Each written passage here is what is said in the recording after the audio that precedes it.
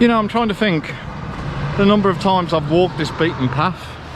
It's about a 100-minute walk from the house to Burton train station, and I'm just thinking back to all those times I've done this walk, all for cars. I would have done the walk to pick up Dottie for the first time from Peak 2CV. I would have gone again, of course, on the same walk to go and pick up Dottie when all the restoration was finished and looking lovely. I've done this walk for Reggie on the train and once on the bus, and now today.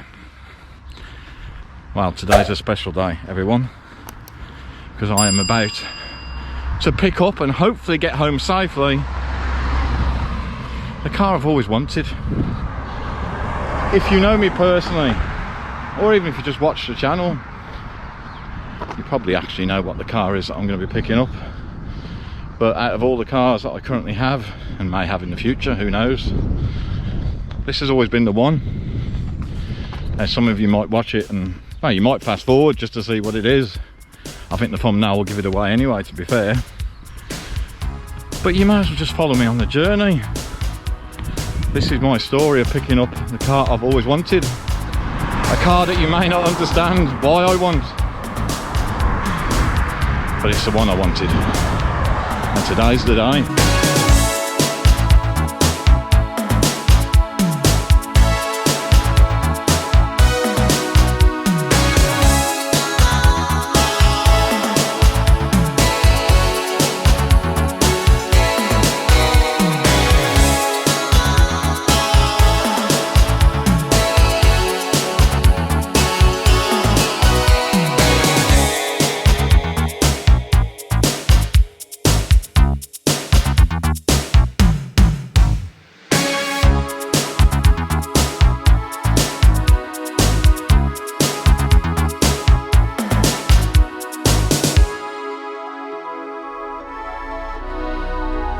My first drive in my new MG Metro, everyone.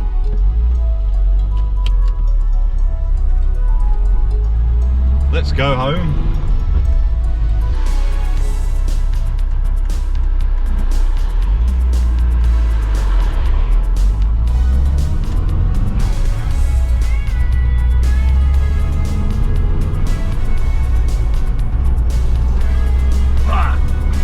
Well, this takes me straight back to 1990, everyone. So this, and I'll put some images on the video now, is my new MG Metro. I owned a G-Reg red MG Metro back in 1990. It's now 2022 and I'm sitting in one again, and I'm absolutely a kid in a sweet shop. Now this car has already been christened. It's been christened Millie, and Millie's now got a 50-60 mile drive back home to Derbyshire.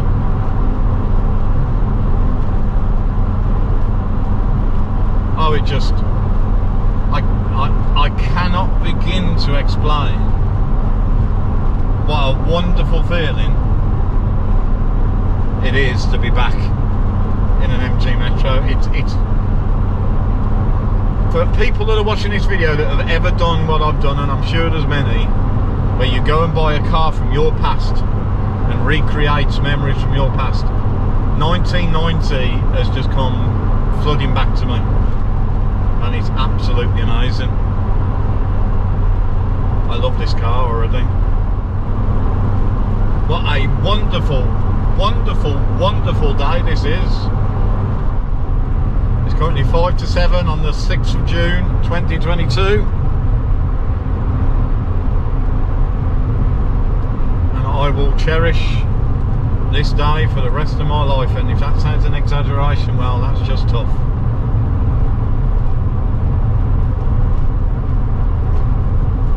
But if you're a petrol head, you're going to know that, aren't you? But you know, 32 years old, whilst I'm sure Millie's really good, we're going to get it even better.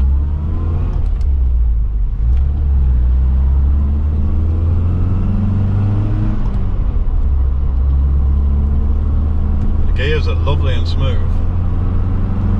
Listen to that sound, everyone, listen to that sound.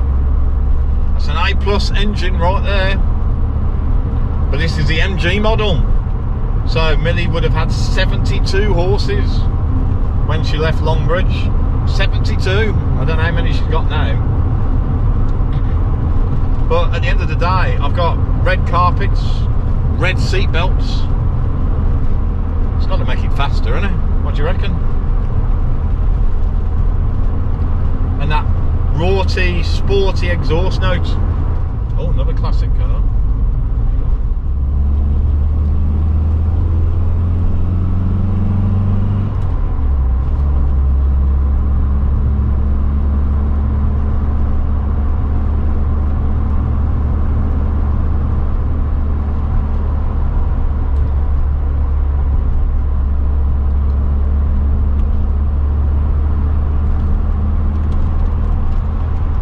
Starting to remember just how small mirrors are.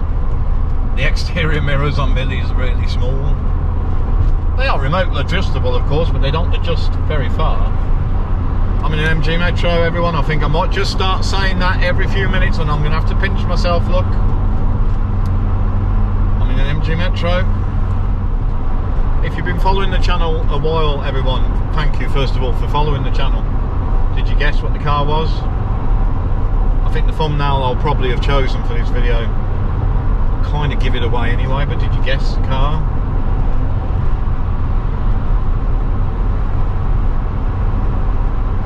What do you think of an MG Metro? Let me know in the comments. Do you like them? Do you absolutely despise them? Obviously I'm the former of that one, as I've just gone and spent money buying Millie.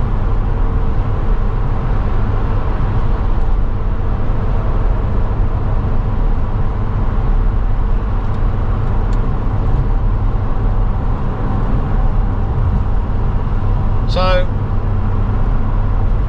I know I haven't yet done a video of all the cars I've owned. I'm on about car number 40, 41, something like that, which I know 40, 41 cars for a 54-year-old probably not that exciting for a petrol head really, but I've loved every car that I've owned, and I'll do a video, or I'll probably split it into 2 videos for the cars I've owned. Why is it the MG Metro? Why is the MG Metro the one that's so special? I can remember going to pick it up at what was, I think it was RH Collier's of Birmingham's, sort of, they had a separate business called Car Fair. Now if you're local to Birmingham and you're from the 80s and 90s, or you know that area in the 80s and 90s, you would probably know Car Fair. So Car Fair was like the second-hand version, or like just another car lot of second-hand cars that was owned under the umbrella group of Colliers.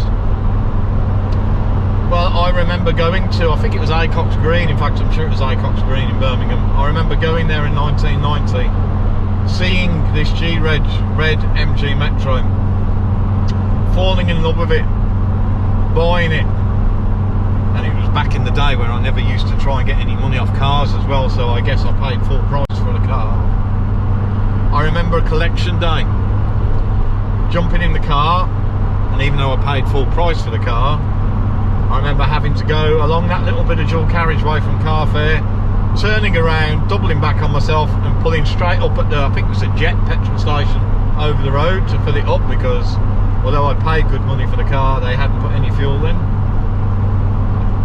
And then I just remember having a lot of fun.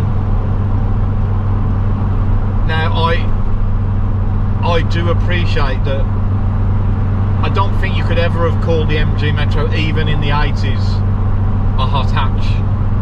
Nowadays, I guess we'd refer to them as a warm hatch. Maybe even a lukewarm hatch. Let's call it a warm hatch. 72 horsepower, even in the 80s. Wouldn't have been the fastest car probably on the market in its class. But it just looked right. The seats, the interior trim, the red seat belts with the red carpet, the characterful, in my opinion, A+ engine under the bonnet, the 1275 engine with 72 horsepower, as we've already said in the video, but I'm going to keep repeating myself because I'm just too excited. It feels like I've had a good dose of caffeine, but it's actually the car that's giving me the hit. understand, don't you? And I just remember having a lot of fun with it. Absolutely cracking car. Out of all the cars I've owned, everyone, the MG Metro is the one, the car out of all of them that I just had to recreate. And I feel really lucky that I've been able to find a car that is identical, apart from the lack of TD wheels. But if you know your Metros, you'll know why this car has no longer got TD wheels on it. We'll do a video about that in the future, but let's just say there aren't many Metros with TD wheels on anymore. This car has got what would have been an option and standard on the turbo model. It's got alloy wheels. My one, of course, would have had TD wheels with wheel covers. It's in this picture, the only picture for some reason of my MG Metro. But of course, whilst I can't believe I only took one picture of my favourite car, well, I didn't know that it was going to be my all-time favourite car, did I? Because obviously it lived many years since then, but it's also back in a time before smartphones, so taking pictures meant taking a few pictures on a camera and then sending them off. Do you remember those days? To like True Print, and waiting a couple of weeks for them to come back. So this picture, yes, it's back on the video again, everyone. This picture is very important to me because it's the only picture I have of G228 UDB, which unfortunately is no longer on the road, but G854 TBD is definitely on the road. It's on the M42 and I'm sitting in it and I'm just so happy. Looks like I need to adjust the clock. You might not be able to see that on the camera. It says 10:13 PM. It's currently nearly 7:10.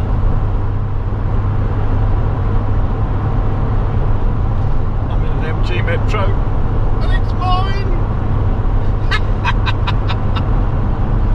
Oh dear. I have got some plans for this. Now, we're not going to go all radical. For me, it's all about getting the car as original as possible. So keen viewers will note it has not got the correct stereo in. I've already got one lined up. A very good person I met in this video at this show has got one in his garage, I guess, in his lockup. But then he does collect stuff for Austin Rover, and he owns at least a couple of cars of the same make. He's got a Rover 200 that he took to the Ragley Hall Classic Car Show, and he's got a Maestro. Well, Peter, the fine fellow that he is, has got the correct stereo for this car, and I'll be buying it off him. Looking forward to it. The wheels, unfortunately, they're black. I don't know why they're black. I do know why they're black. They've been painted black, but they're not supposed to be black. And although it does look, you know, the same as my Clio, this Clio, my Clio RS is a red car with black wheels. This car shouldn't have it, so it's going to be put back to silver. I'll be taking it to the same place as I took Reggie to get his wheels refurbished. They did a good job, so I'll go back there and get them to do this. It also needs another parcel shelf. I need a replacement because, like many people, including me, in the 80s, someone has put speakers in the parcel shelf of this car. Whilst I'm sure them speakers are fine, you just can't do it. It's a big no-no. So there's 3 things already that I want doing to Millie. There'll be plenty of other stuff as well, of course. Why not subscribe to the channel and follow Millie's story? The subscribe button will be at the end of the video. Why not hit that button? It's free to subscribe to the Live to Drive channel, and just follow us with the cars that we have on the fleet, of which the MG Metro is now one of them. At the time of filming this, there's another car joining the fleet. Maybe sooner than we think now, although it's took a while. I ordered a car from Japan. I ordered it, I think, end of January this year. And it's now June. Well, it's currently on a roll-on, roll-off ferry, and at the time of filming, I think it's about to dock in Zeebrugge. It's come all the way from Nagoya, which of course is in Japan, you know. So once it leaves Zeebrugge, it's going to stop at Southampton. I can't even say it with the excitement of this car. It's going to stop at Southampton, everyone. And then it's going to spend a few weeks probably at the IVA testing centre that's in Southampton, surprisingly enough. Lee, the owner of that business, will get it all ready for the UK roads and registered with the DVLA. But what is it? Well, as I keep putting on Twitter, I'm keep using the hashtag, it's not a Skyline. It is a JDM import, but it's not a Nissan Skyline. It's a lot more humble, but it's a car that I have wanted for a long time, and it's finally coming. You may not understand it when you see it. You may even have a little chuckle or even a big laugh at it, and that's absolutely fine. I'm just going to ask you to understand that for me, sitting here in this MG Metro, have I said that already? For me, sitting here, it's a car that I really want, and I'm looking forward to it becoming part of the fleet. It's already got a name, but the name would kind of probably give it away. So for now, we'll just say it's a JDM import. It's on a roll-on, roll-off ferry, and it'll be joining us soon. Mileage check for the MG Metro. Millie is on 47,673. Now 47,674. Piling on the miles already. Sorry, Millie. So if you're watching this video, have you had an MG Metro or a Metro Turbo in your life? Was it a Mark 1? Was it a Mark 2 like we're sitting in now? Let me know in the comments. Did you like it? Did you not like it? Let me know in the comments. Did you have a warm or hot hatch in the 80s? You know what's coming, don't you? Let me know in the comments. Another item I'm going to want for Millie is, and I don't know whether it's on camera, you probably can't see it, it's missing its cigarette lighter. Need to get one of them, preferably an unused one.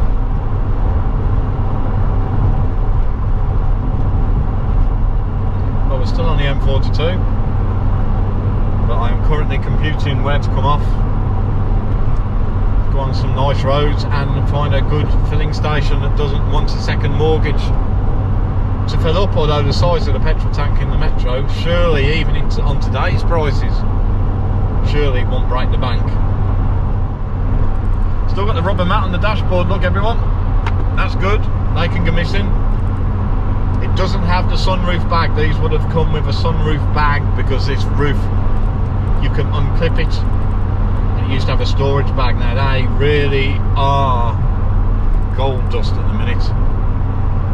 Very difficult to find, but you know, allow this naive chap sitting here driving his MG Metro to believe that he might find one for sale one day. So we're going to put some of Tesco's finest in. I think they call it Exilium, don't they? Good old 99 Ron, super unleaded.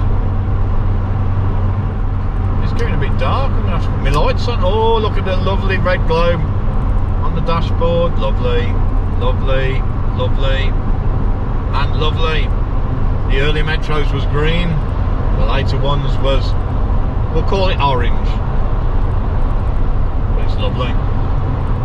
Now, if you can see that Mini Countryman that's just gone past everyone, all the wipers are good, well done. Not much of a triangle of doom, as Ian Seabrook would say, of Hub Nut fame. That Mini, now you think back to the Mini that would have been around when this MG Metro was sold. It was smaller because it was a Mini. Now look at them, they're huge. Made this MG Metro look small. And of course what you'll see, even though it's probably still be quite a long video knowing me, you'll see an edited down version of my drive home, but for once I'm actually going to keep all the footage from the very beginning of this drive. I shall keep it just for a memento for myself. Maybe Maybe I'll stick it on YouTube one day, but there'll be a lot of not talking and me just sitting there with a smile on my face, and you probably can't even see the smile at that camera angle, everyone. I want to keep all the footage of this, because this is really, really, really a big, special day for me. To be in the MG Metro, it's even got the opening rear quarter lights, so rear passengers can get a bit of fresh air.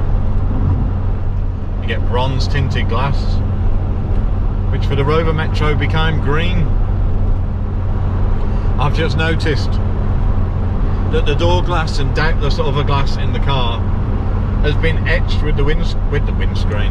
I'll do that again, shall I? I've just noticed that the door glass, and no doubt probably the rest of the glass behind me, has been etched with the number plate for the car. Now, etching number plates was a big thing in the 80s and 90s as a sort of a bit of an anti-theft deterrent. In fact, when I was a fitting centre manager for auto windscreens in Stafford, we used to offer that service for free. Although I never used to like offering that service for free, because if the technician made a mistake, you'd have to change the glass, of course. But anyway, the number plates I've just noticed that's etched in the glass is different to that that's on Millie. But there is a logical reason why. I've got paperwork that's been given to me with the sale of the car that it had